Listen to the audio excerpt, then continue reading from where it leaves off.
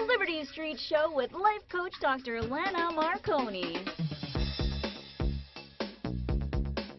Coming up on this episode, Conscious Loving with special guest Dr. Lise Janelle.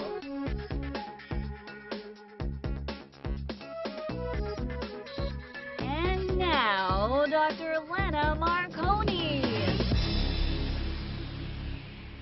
Welcome back to Liberty Street. With me now is life transformation coach Dr. Lise Janelle, founder of the Center of Heart Living. Hi, Dr. Lise. Hello, Lana. Today we're talking about conscious relationships and helping people to experience conscious love. From your perspective, why do people experience turmoil in relationships? Well, from my point of view, there are two main reasons why people experience turmoil. The first one is, and a lot of people are not aware of that, is we have subconscious tapes going on constantly. We're not even aware they are creating fears. Fear is the biggest challenge to a relationship.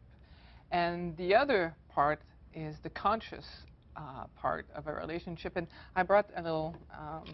your yin-yang? My yin-yang, because for me, it describes very well what happens in a relationship. When you love someone, there's both pleasant parts of being in a relationship and unpleasant parts. Part where you receive and part where you have to give. And often when we fall in what we call love, we're actually falling in infatuation. And we are looking for a one-sided relationship, and it doesn't exist. Like Romeo and Juliet. Juliet trying to find her Romeo. Yes. And they live happily ever after. Those stories don't exist, and they cause a lot of divorce because no relationship can live up to that expectation. Yeah, and that's unfortunate that those mythological stories keep playing out, you know, in our society, because it gives people the wrong impression on what love really is.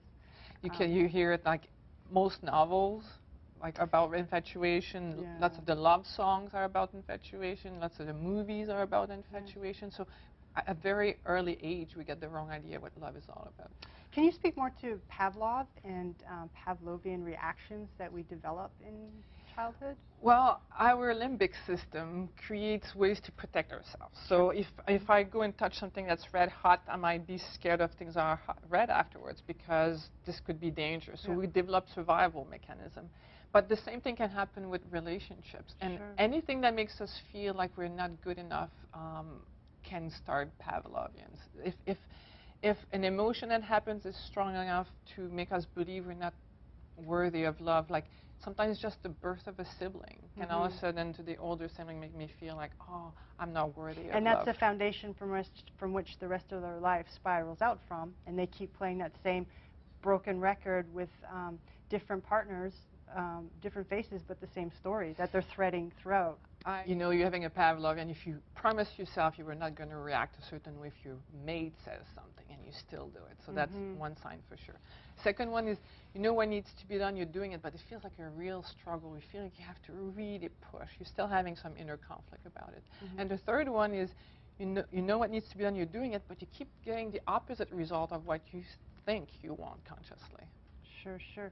So, Lise, really, how important are our thoughts in creating the relationship of our dreams?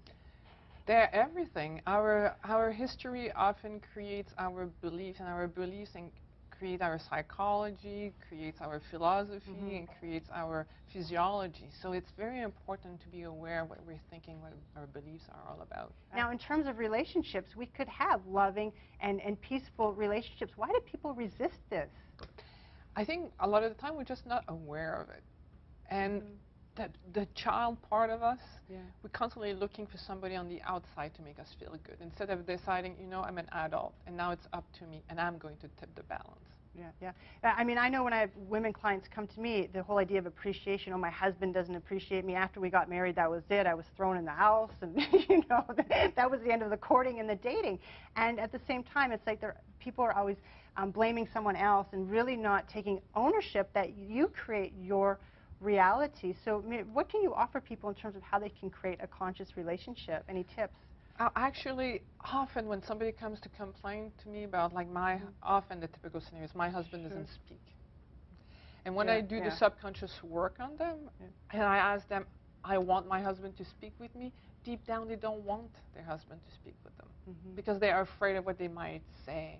So whatever you think you want your husband or your wife to do that they're not doing right, go and find out why is it deeply that you are actually afraid of them doing that thing. Let's talk about mirrors. That brings up the whole concept of mirrors. Do you want to speak to that?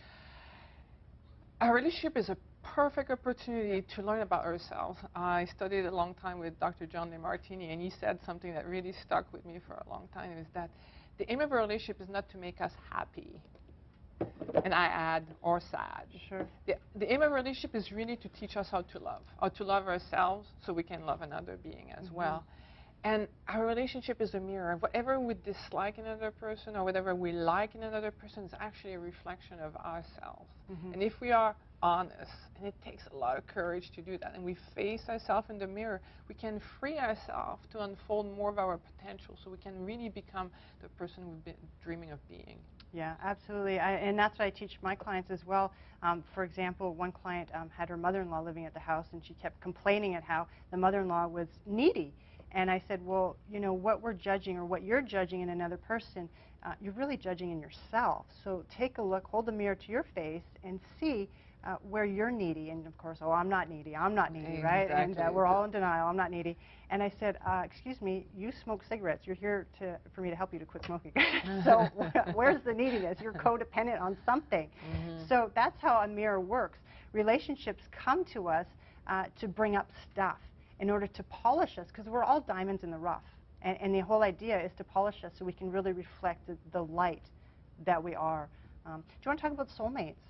What do you think about soulmates? What do I think about soulmates? The odds of finding your soulmates, I think, are very rare. And what people call a soulmate is actually the infatuation phase of a relationship. And infatuation always leads to the resentment or depression. Yes. So soulmate, first you would have to know who you are so you can really recognize the person that your soulmate that's meant to be with you.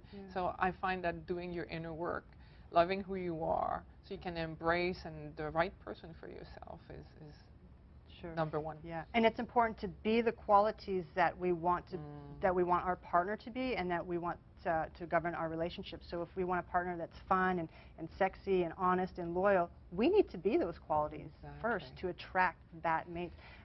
Just a few more minutes left, Dr. Lise. You're a chiropractor who transitioned into a life coach.